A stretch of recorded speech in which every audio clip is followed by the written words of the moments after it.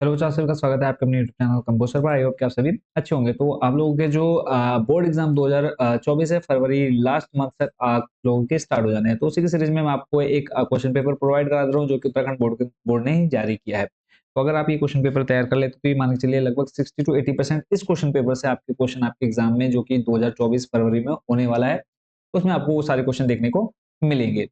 ठीक है, तो ये सारे क्वेश्चन इंपॉर्टेंट रहने वाले हैं, तो सभी क्वेश्चन को आपने बहुत अच्छे से प्रिपेयर कर लेना है। बहुत जल्दी इस पूरे क्वेश्चन पेपर का सॉल्यूशन भी आ जाएगा। अगर आपको सॉल्यूशन जल्दी चाहिए तो कमेंट बॉक्स में जरूर बता देना है कि सॉल्यूशन जल्दी प्रोवाइड करा दीजिए। ठीक है, एक एक क्वेश्चन को समझेंगे और फिलहाल तो इसमें सिर्फ आपको क्वेश्चन दिखाने वाला हूँ और नेक्स्ट वीडियो में हम इसका सॉल्यूशन भी लेकर के आएंगे। तो इन क्वेश्चंस को आपने बिल्कुल अनदेखा नहीं करना है। ये क्वेश्चन अगर आप प्रिपेयर कर लेते हो तो बोर्ड एग्जाम में आपकी बहुत अच्छी परसेंटेज बन जाती है। तो देख रहे हैं प्रतिदर्श प्रश्न पत्र 2024 कक्षा आपका 10 है, विज्ञान साइंस। ठीक है, पेपर कोड आपका दे रखा है 033। कुल जो नंबर रहने वाले हैं 80 है और समय आपको मिलेगा 3 घंटे का समय। ठीक है, उसके बाद फिर इसमें जो निर्देश दे रखे हैं वो आप वीडियो रोक करके पढ़ लीजिएगा। हम सीधा चलते हैं क्वेश्चन पर। क्वेश्चन फर्स्ट से आपका जो है वो एमसीक्यू स्टार्ट होने वाले हैं। एमसीक्यू में देखो कहा है कि इस प्रश्न के प्रत्येक खंड के उत्तर में 4 विकल्प दिए गए हैं। सही विकल्प अपनी उत्तर पुस्तिका में लिखिए। पहला क्वेश्चन आप देख रहे हैं, एथेन में कार्बन परमाणु के मध्य सह संयोजक आबंधों की संख्या कितनी होती है। ऑप्शन है आपके 1, 3, 2, 4। तो जो आंसर आपको सही लगता है उसका आंसर आपने मुझे कमेंट बॉक्स में देना है। देखता हूँ आप लोगों की तैयारी कितने परसेंट हो चुकी है। नेक्स्ट है आपका, और ये इंग्लिश में भी दे रखा है, इंग्लिश वाले बच्चे भी यहाँ पर नीचे पढ़ सकते हैं। नेक्स्ट है आपका, कौन सी धातु हथेली पर पिघल जाती है। पहला है सोडियम, सीजियम, मैग्नीशियम, लिथियम। तो जो आंसर ठीक लगे आंसर कमेंट बॉक्स में। नेक्स्ट है, संकटकालीन हार्मोन कहलाता है। पिट्यूटाइन, एड्रेनलिन, थायरोक्सिन, इंसुलिन। अगला उसके बाद प्रश्न जो है प्रश्न नंबर घ है और आपने एमसीक्यू जितने भी क्वेश्चन देख रहे हैं सभी का आंसर आपने मुझे कमेंट बॉक्स में देना है।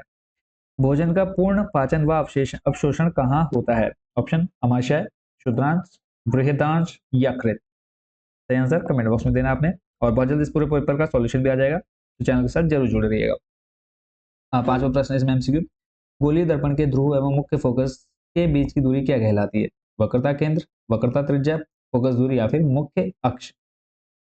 नेक्स्ट आपका जो प्रश्न देख रहे हैं बच्चों आप स्क्रीन पर, इसमें कहा है एक व्यक्ति को आराम से स्पष्ट पढ़ने के लिए पठन सामग्री को नेत्र से 25 सेंटीमीटर से दूर रखना पड़ता है। वह पीड़ित है किस रोग से। जरा दृष्टि दोष, मोतियाबिंद, निकट दृष्टि दोष या फिर दूरदृष्टि दोष। अगला प्रश्न है और सभी प्रश्नों को उत्तर आपने मुझे कमेंट बॉक्स में दे देना है। और वोल्ट किसका मात्रक है। धारा, विभवांतर, आवेश या फिर कार्य। थोड़ी सी इसमें हिंदी जो मिसप्रिंट है वो आप लोग खुद से थोड़ा एडजस्ट कर लेंगे क्योंकि हिंदी में थोड़ा सा इन्होंने गलत कर रखा है, छोटी छोटी गलतियां कर रखी है। अगला है, नीचे दिया गया चित्र पारितंत्र, देखो परितंत्र है तो पारितंत्र के विभिन्न पोषी स्तरों को दर्शाता है। तो लेवल 4, 3, 2, 1 यहाँ पे आपको लेवल दे दिए गए हैं। और फिर कहा है कि चित्र में कौन सा पोषी स्तर उत्पादकों को प्रदर्शित करता है। उत्तर है मतलब ऑप्शन है स्तर 1, स्तर 2, स्तर 3, यानी उत्पादक को कौन दिखाता है। नेक्स्ट आपके एमसीक्यू खत्म होते हैं, आ जाते हैं एक एक नंबर के आपके प्रश्नों पर। पहला प्रश्न है, कोई विलेन नीले लिटमस को लाल करता है, इस विलेन की प्रकृति क्या होगी। आंसर अगर आपको पता है तो आप मुझे कमेंट बॉक्स में देना है। फिर पीतल के मुख्य अवयवों के नाम बताइए। अगला प्रश्न है, दो धातु के नाम बताइए जो प्रकृति में मुक्त अवस्था में पाई जाती है। अगला प्रश्न है, हमारे शरीर की सबसे बड़ी अंतःस्रावी ग्रंथि का नाम क्या है। इसके बाद अगला जो प्रश्न आप देखेंगे बच्चों स्क्रीन पर, उसमें क्या है कि उस दर्पण का नाम बताइए जो बिंब का सीधा तथा आवर्धित प्रतिबिंब बना सके। सातवां है, एक इलेक्ट्रॉन पर कितना आवेश होता है। 8 नंबर है, विद्युत धारा की माप किस यंत्र के द्वारा की जाती है। इंग्लिश मीडियम वाले बच्चे वीडियो रोक करके इंग्लिश में भी पढ़ लेंगे आराम से। प्रश्न नंबर 9 है, रेफ्रिजरेटर में किए जाने वाले कृत्रिम संश्लेषित रसायन का नाम लिखिए। रेफ्रिजरेटर यानी जो आप ये फ्रिज वगैरह यूज करते हैं, कौन से रसायन का प्रयोग किया जाता है। प्रश्न नंबर 10 है, निम्नलिखित की इलेक्ट्रॉन बिंदु संरचना क्या होगी। H2S सूत्र वाला हाइड्रोजन सल्फाइड, N2 सूत्र वाला नाइट्रोजन अणु, यानी N2 और H2S का आपने क्या बना देना है, बिंदु संरचना बनानी है इलेक्ट्रॉन। अगला प्रश्न, प्रश्न नंबर 11, इसमें कहा है उभयधर्मी ऑक्साइड क्या होते हैं। उभयधर्मी ऑक्साइडों के दो उदाहरण दीजिए। यहाँ से आपके दो दो नंबर वाले प्रश्न स्टार्ट हो गए हैं।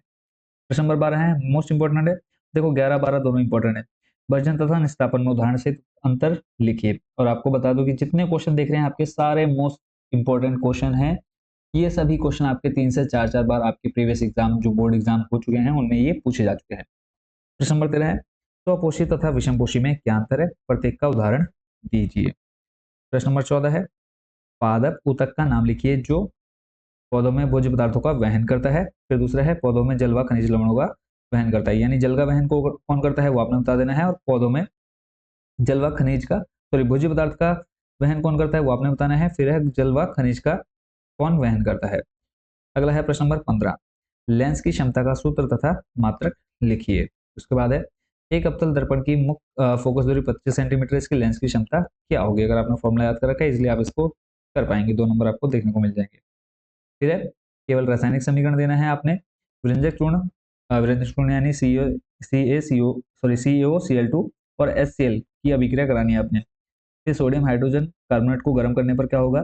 फिर एथनॉल को सांद्र सल्फ्यूरिक अम्ल के साथ 443 केल्विन तापमान पर गर्म किया जाता है तो क्या बनेगा।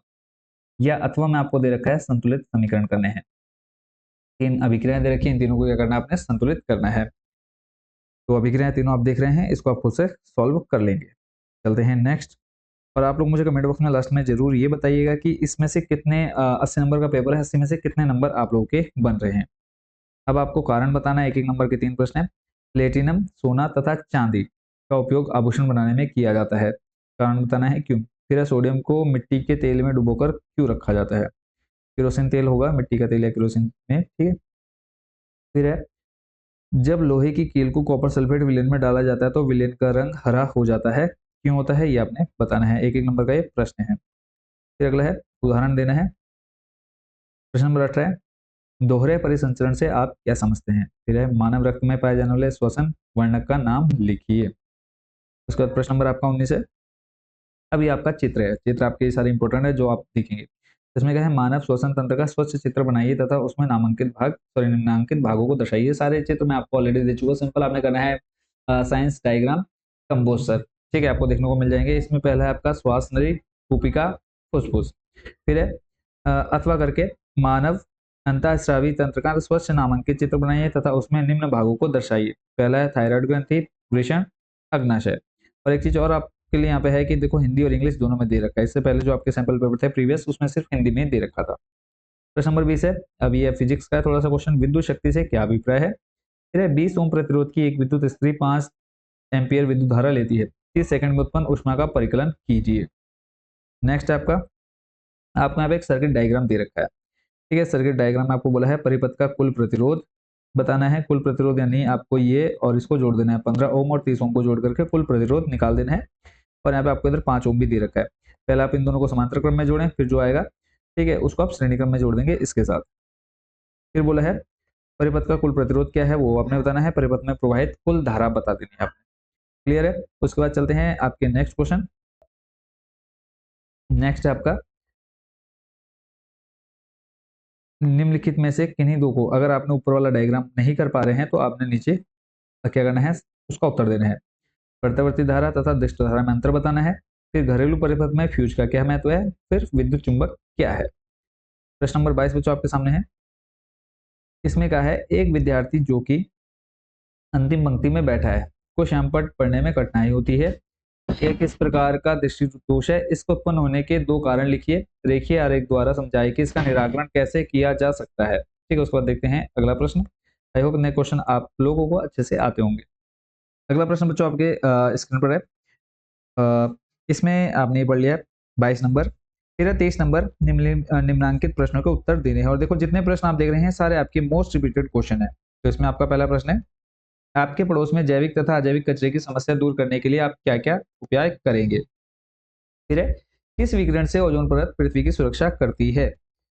और अगला है प्रश्न नंबर 24। देखो ये सारा जो पेपर देख रहे हैं इसका सॉल्यूशन भी बहुत जल्दी आ जाएगा, तो चैनल के साथ जरूर जुड़े रहिएगा। बाकी सैंपल पेपर ये आपको कहाँ मिलेगा, ये क्वेश्चन पेपर कहाँ से डाउनलोड कर सकते हैं, उसका लिंक मैं आपको डिस्क्रिप्शन में दे दूंगा और बता दूंगा कि कहाँ से आपको मिलेगा।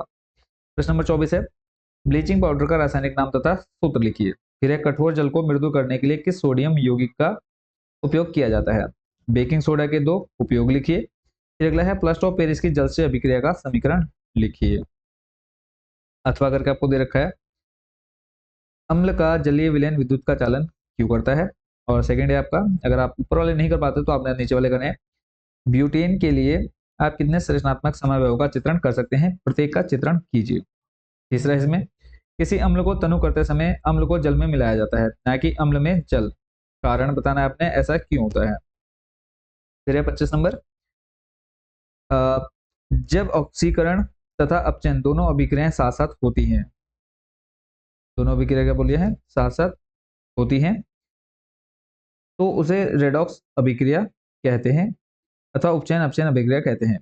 किसी रासायनिक अभिक्रिया में जिस पदार्थ का अपचयन होता है उसे ऑक्सीकारक कहते हैं, जबकि जिस पदार्थ का ऑक्सीकरण होता है उसे अपचायक कहते हैं। एक क्रियाकलाप जिसमें चाइना डिश में 1 ग्राम कॉपर सल्फेट को गर्म किया जाता है, ये आपको क्वेश्चन दे रखा है और सॉल्यूशन इसका बहुत ज्यादा इजी रहता है जो आप देख रहे हैं। अब बोला है कि ये काले रंग का हो जाता है, इस क्रिया के आधार पर निम्नलिखित प्रश्नों के उत्तर दीजिए। यहाँ पे आपको पूरा एक प्रैक्टिकल दिखा दिया गया है डायग्राम बना करके। अब इसमें आपसे पूछा है कि चित्र देखकर अवलोकन कीजिए कि क्या होगा जब कॉपर पाउडर को चाइना डिश में गर्म किया जाएगा, ये आपने बताना है। फिर सेकंड है कि फर्स्ट, जो पहला वाला नंबर है ये आपने फर्स्ट पढ़ा, किस प्रकार की अभिक्रिया है, अपने उत्तर की व्याख्या करनी है।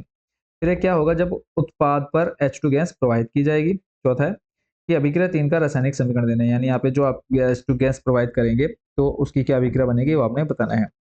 अगला प्रश्न है 26 नंबर, 26 का फर्स्ट है, जब शुद्ध लंबे मटर के पौधे टीटी का संकरण शुद्ध बौने मटर के पौधे टीटी के साथ किया जाता है, स्मॉल टीटी और कैपिटल टीटी है, तो F1 पीढ़ी में केवल लंबे पौधे दिखाई देते हैं। इसमें बौने लक्षणों का क्या होता है, सचित्र सहित समझाना है, यानी चित्र बनाकर आपने ये पूरा समझाना है। फिर है अनुवांशिकता का जनक किसे कहते हैं, ग्रेगर जॉन मेंडल हो गया। डीएनए का पूरा नाम डीऑक्सीराइबोस न्यूक्लिकम। आंसर आपने मुझे इसका कमेंट बॉक्स में दे देना, जितने इससे पहले मैं आपने क्वेश्चन छोड़ दिए हैं। फिर है प्रश्न नंबर 27, इसमें कहा है विस्तृत टिप्पणी कीजिए, द्विखंडन क्या होता है और कायिक प्रवर्धन क्या होता है। अथवा करके आपको दे रखा है, अगर 27 के ऊपर दो नहीं करते तो आपको नीचे वाले करने हैं। पहला है निषेचन क्या है, बाह्य निषेचन व आंतरिक निषेचन में अंतर बताइए। दूसरा है गर्भ निरोधन की कोई दो विधियां बताइए। ठीक है, गर्भ निरोधन की कोई दो विधियां बतानी है। इसके बाद चलते हैं आपके अगले प्रश्न, प्रश्न नंबर आपका 28। इसमें आपको बोल रखा है, पहला है कि रंध्र किसे कहते हैं, रंध्र का नामांकित चित्र बनाइए। फाइटो हार्मोन क्या है। फिर मानव शरीर में पित्त का भंडारण कहाँ होता है, तो सिंपल है इसका आंसर। और अगला है प्रश्न नंबर 29, इसमें कहा है एक 2 सेंटीमीटर लंबा बिंब 10 सेंटीमीटर फोकस दूरी के उत्तल लेंस के मुख्य अक्ष के लंबवत रखा गया है। बिंब की दूरी 15 सेंटीमीटर है। बिंब की स्थिति, आकार तथा आवर्धन ज्ञात कीजिए। उसके बाद चलते हैं आपके, अगर आप 29 नंबर नहीं करते तो आपको अथवा में क्वेश्चन दे रखे हैं। पहला है प्रकाश का आवर्तन के नियम लिखिए, या फिर किसी अंतरिक्ष, मतलब पहला आपका ये हो गया। दूसरा है इसमें किसी अंतरिक्ष यात्री को आकाश नीली की अपेक्षा काला क्यों प्रतीत होता है। नेक्स्ट देख लेते हैं। उसके बाद इज का फर्स्ट, इलेक्ट्रॉन किसी चुंबकीय क्षेत्र में क्षेत्र के लंबवत चित्रानुसार प्रवेश करता है, इलेक्ट्रॉन पर आवर्तित बल की दिशा क्या होगी। सेकंड नंबर दे रखा है इसमें आपको, 12 वोल्ट विभवांतर के दो बिंदुओं के बीच 2 कूलम आवेश को ले जाने में कितना कार्य किया जाता है, वो आपको बताना है। और फिर लघुपथन के समय धारा के मान में अचानक क्या परिवर्तन होता है, धारा बढ़ती है कम होती है, वो आपने बताना है। तो ये आपने पूरा देख लिया क्लास 10 साइंस का सैंपल पेपर जो कि उत्तराखंड बोर्ड के द्वारा जारी किया गया है। तो उस पूरे सैंपल पेपर में को देखने के बाद कितने क्वेश्चन आप खुद से सॉल्व कर पा रहे हैं वो आपने कमेंट बॉक्स में बताना है। और ये सैंपल पेपर आप कहाँ से डाउनलोड कर सकते हैं, उसके लिए सिंपली आपने क्या करना है, हमारी ऑफिशियल वेबसाइट है कंबोसर.com, उस पर चले जाना है। आपने सिंपली टाइप करना है गूगल में जाकर के कंबोसर, कंबोसर टाइप करते ही आपको फर्स्ट नंबर पर हमारी ऑफिशियल वेबसाइट देखने को मिल जाएगी। और वेबसाइट ओपन होते ही आप देखेंगे यूके बोर्ड का ऑप्शन मिलेगा, इस पर आपने क्लिक कर देना है। क्लिक करते ही आपके पास सेकंड नंबर पर ऑप्शन मिल जाएगा सैंपल पेपर 2023-24, इस पर आप क्लिक करेंगे। यहाँ पर आपको सभी क्लास 10 के सारे सैंपल पेपर और क्लास 12 के सैंपल पेपर देखने को मिल जाएंगे। तो मिलते हैं बहुत जल्द नेक्स्ट वीडियो में, नेक्स्ट पेपर दूसरे सैंपल पेपर के साथ। Thank you so much watching for this video. और अगर आपको इसका सॉल्यूशन चाहिए तो कमेंट बॉक्स में आप लोग जरूर बताइएगा कि सर सॉल्यूशन इसका प्रोवाइड करा दीजिए। तो मिलते हैं नेक्स्ट वीडियो में। Thank you so much watching for this video and best wishes for your board exam.